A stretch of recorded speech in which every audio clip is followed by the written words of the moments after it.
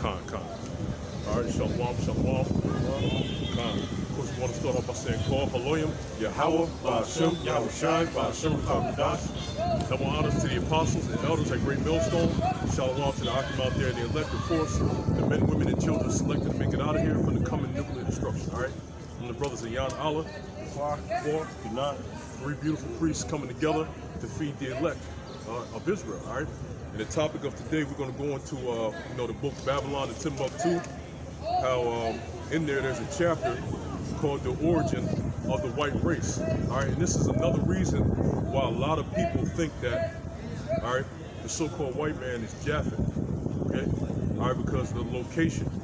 All right, so we're going to read a couple things out of this book, and then we're going to go to the Bible to see the location of where first the so-called white man actually came. All right, we're going to do that. All right, we're going to read this page, Babylon and Timbuktu. Brothers, got any scriptures, by all means, you feel in the spirit. All right, go ahead, bro. This is Romans 3:2. It says, Salakia. It says, 3:3. Salakia. It says, for what if some did not believe? Shall their unbelief make the faith of the Most High without effect? Yeah, shall your unbelief or your incredulity make the faith of the Most High without effect? Because guess what? Everything that's true comes out of the scriptures. That's in the book of Psalms 127. I'm sorry, 119 and 127. You know, King David said concerning all things to be right. This is what? Right. In the sight of the Lord, because it's his wisdom. And in the sight of his men. These words are right. Go ahead. It says, the Most High forbid. Yeah, let the Most High be true, but every man a liar. Yeah, let the Most High be true and every man a liar. You know, even though Rutherford Windsor, right here, even though Rutherford Windsor, all right, is a scholar and he has a lot of good information, guess what? He's still off on a couple of things, man. All right, because at the end of the day, there wasn't men set up to be prophets and teachers. All right, you got any more on that? Yep. Yeah, it says, as it is written, that thou mightest be justified in thy sayings, and mightest overcome when thou art judged. See, that thou mightest be justified in thy sayings, and thou mightest overcome when thou art judged. Guess what? There's going to be times that we may be thrown in a situation. All right, for example, like a court case, for this truth. As long as you went by the truth, guess what? You will be justified or you will overcome when thou art judged. As a matter of fact, it's funny, if you look up that scripture, if you look that scripture up in an alternative Bible translation, it's going to say that. That's the funny part. All right, if any brother got your phone, get the blue letter on that. Psalms 18, verse 30. It says, as for the Most High, his way is perfect. The word of Yahweh is tried.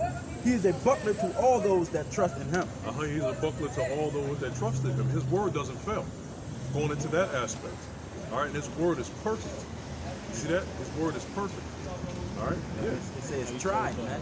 So the word of the Lord is tried. It stood the test of time, man. You know? So you can't disprove it. You know, they tried to disprove it, but they couldn't do it, man. And when you understand, because you got a lot of people that says that the Bible has contradictions, but when you get the full and the correct understanding of the scriptures, you understand that that's not the case. You know? Bear with me. Bear with us. Let's see, I'm going to get one.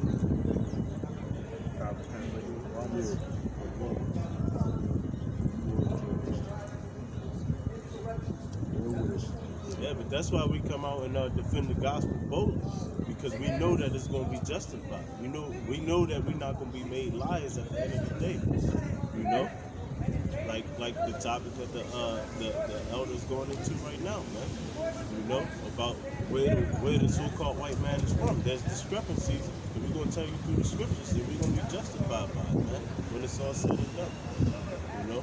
That's why we defend the gospel and do what we do. You know? Oh, I'm sorry. Right there. Read the CSB and the NLT. Yep.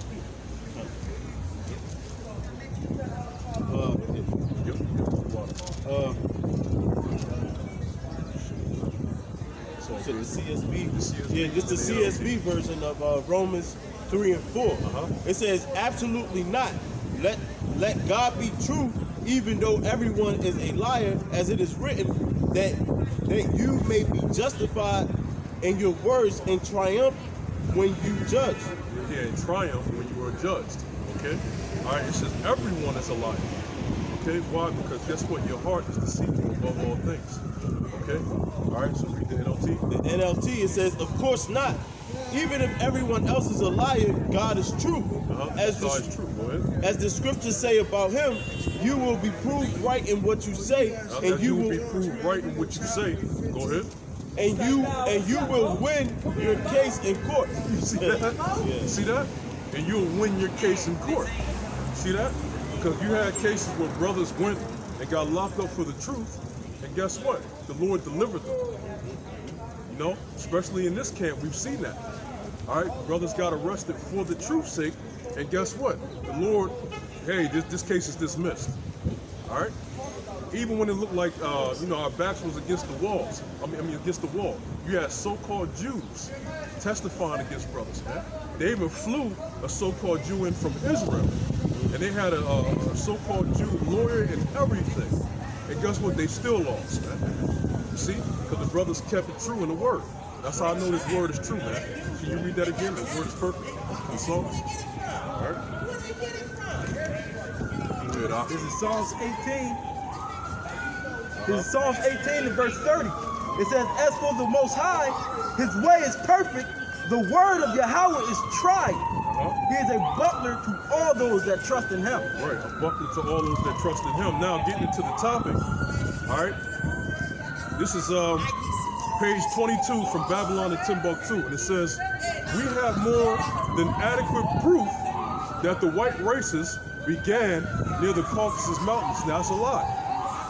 All right, the white races, or the so-called white race, is what? It's Esau. Okay, it's the Edomites. The Edomites did not start near the Caucasus Mountains. Man. All right, there's such thing called the Table of Nations. Man. All right, and guess what? You had the line of Shem. You had Ham, Shem, and Japhet, and then from there you had what? The different nations on the planet Earth. And going all the way down from the line of Shem, you have who? Jacob and Esau. Eventually, Esau was the start of the so-called white race. You got that? Genesis 25? Yeah, I'm in, Yeah, yep. I'm in 25, but You can go down, yeah, around 21, brother said. yeah. This is Genesis 25 and verse 21. It says, and Isaac entreated Yahweh for his wife, because she was barren. Yep. And Yahweh was entreated of him, and Rebekah his wife conceived. And the children struggled together within her, and she said, if it be so, why am I thus? Why is she like this in this state with the children struggling together in her? Go ahead. And she went to inquire of Yahweh. And Yahweh said unto her, 2 nations are in thy womb, and 2 manner of people shall be separated from thy bowels. This is the Lord's doing. Even though, yeah, they are brothers right there, guess what? It said 2 nations. Okay, go ahead. It says, and the one people shall be stronger than the other people, and the elder shall serve the younger. And the elder shall serve the younger, meaning guess what? Esau is going to serve us. All right? Ultimately, in the kingdom, Esau is going to serve us. All right? They did it before under King David. They're going to do it again. Okay? For a period of 1,000 years, then they're what? They're going to be completely destroyed. All right? Go ahead. Verse 24. It says, and when her days to be delivered were fulfilled, behold, there were twins in her womb. And the first came out red all over like a hairy garment. And the first came out red all over like a hairy garment. All right? It doesn't mean that he was hairy all over. It said red all over like a hairy garment. Okay? He was completely red. All right? And you still see that to this day. You see some Edomites, they're really red, man. Okay? Go ahead. It says, and they called his name Esau. And they called his name Esau, which means wasted away. Okay? That's why the Hebrew is important. Wasted away. All right, go ahead. It says, and this verse 26, it says, and after that came his brother out, and his hand took hold on Esau's heel. And his name was called Jacob, and Isaac was 80 years old when she bare them. So there you get the story of how Esau and Jacob came on the scene. Okay? And Esau's name is wasted away as he was later on, he got changed to what? Edom. which means red. All right, and it's for the Edomites. All right, now Bible shot, can you get that out? Yeah, this is Genesis 24, verse 1. It says, and Abraham was old and well stricken in age, and the Lord had blessed Abraham. Before you get that, this I'm gonna read this again. Page 22. It says the white races began near the Caucasus Mountains, and from there they spread north, northwest, and northeast into Europe and Asiatic Russia. Now we know that the Japhites, Europeans, are white today. No. The Japhites are not white. Okay? All right, the Japhites, because Japhites are brown-skinned people, man. All right, that's where you get the different Hawaiians, Tonganese, people from Guam, the Chamorros. Okay, a lot of the Filipinos, those are Japhet. A lot of the ones, the Aborigines in Australia, a lot of that is Japhet. Okay, it's not what so-called white people today. All right, you said they said that they began in the Caucasus Mountains. In the scriptures, guess what? They began out of somebody. People don't come out of the land; they come out of people. You see that? And guess what? The origins of the so-called white race, the so-called, because they're not white. Guess what? It's through somebody. It's through Isaac and Rebecca. All right. This other part in here, I'm gonna go to the other page. They mentioned Germany. Okay. Let's see. This is page 20. It says,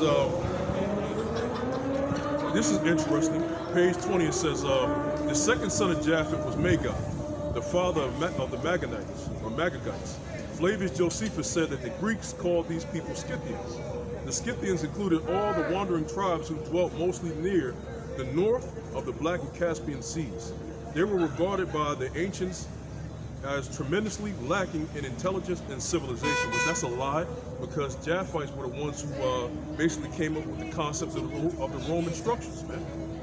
All right, conduits, water systems, irrigation systems, the roads, all that Japhet had before Esau came in there and called themselves the Romans, man. All right, took over. Okay, it says the third son of Japhet was Madai, okay, the father of the Medes. Okay, and it says they were located at the southern part of the Caspian Sea, and they later united with the Persians to form one race, and that's a lie. They joined with the Persians, and they had joint rulership. You even had joint marriages and stuff like that, but guess what? The offspring that came out was still Medes. It was the Medes and the Persians. Okay, all right. Continuing on, it says from Yawan, the fourth son of Japhet, came the Ionians and all the Greeks. And I'm gonna jump down to what they said, Germany. Let's see. Now keep in mind earlier we talked about how Japhet had a third son named Madai, which was the Medes. All right, going up. What's it say? Germany. Yeah, this is going down towards the middle paragraph. It says the last son of Japhet was Tyrus. Let's see. Was Tyrus, the father or ancestor of the Thracians. This land Thrace was situated north of Turkey, Asia Minor, and northeast of Greece. It says Japhet's grandson, here it is, Japhet's grandson, Ashkenaz, formed the Germanic race. In the Hebrew language, the word means German, and that's where they get it confused. One of the reasons why they think that the Japhites are so-called white people is because of where they're situated right now, okay? And also, they said the Hebrew word for Ashkenaz was German. Let's get what the Hebrew word for Ashkenaz is. Okay, we gotta go to the blue letter.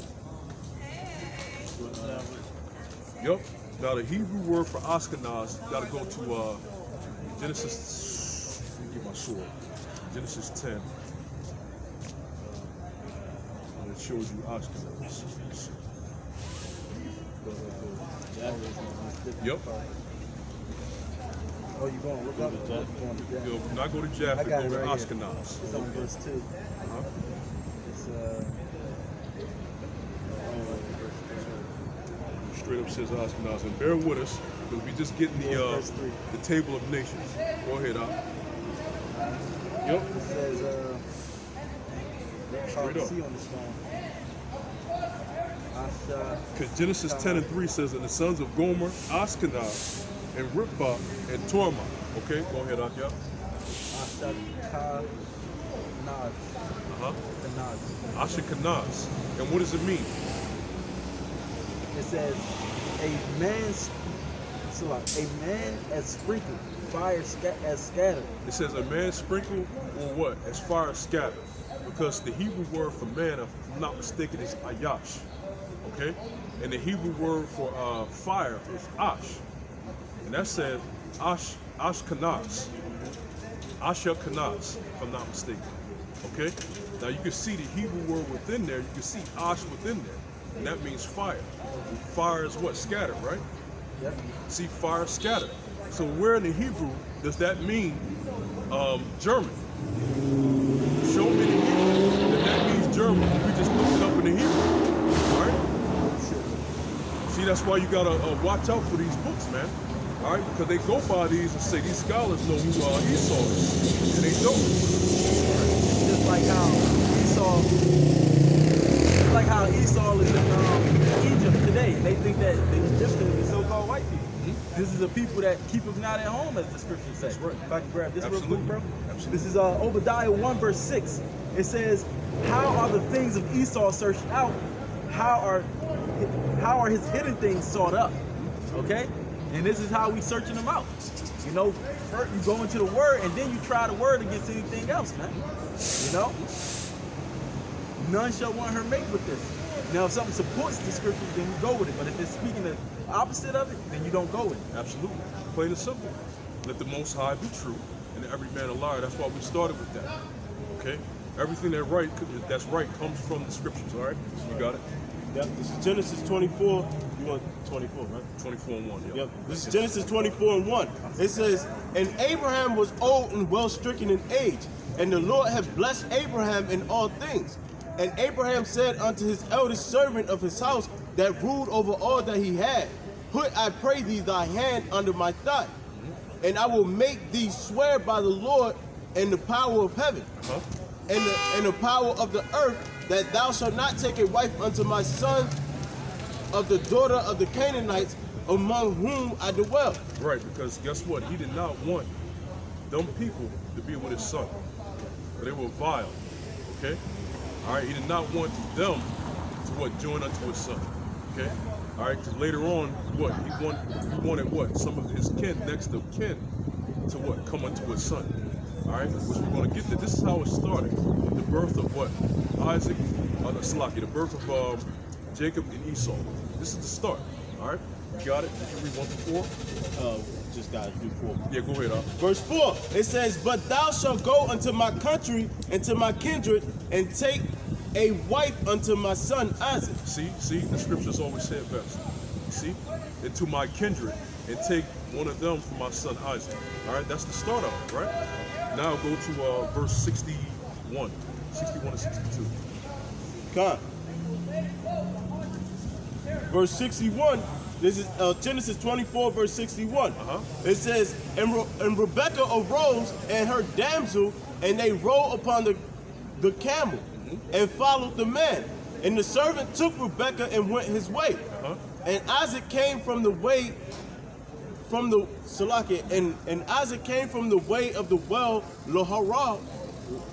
How you say that? Laharoi. For he dwelt in the south country. It's Laharoi. I heard Laharoi before I heard Laharoi. You know, Laharoi to the best of our ability. You know what I mean? Go ahead. Verse 63. It says, and Isaac went out to the median, to the Salakia. It says, and Isaac went out to meditate in the field at eventide, and he lifted up his eyes and saw, and behold, the camels were coming. Now read verse 62 again.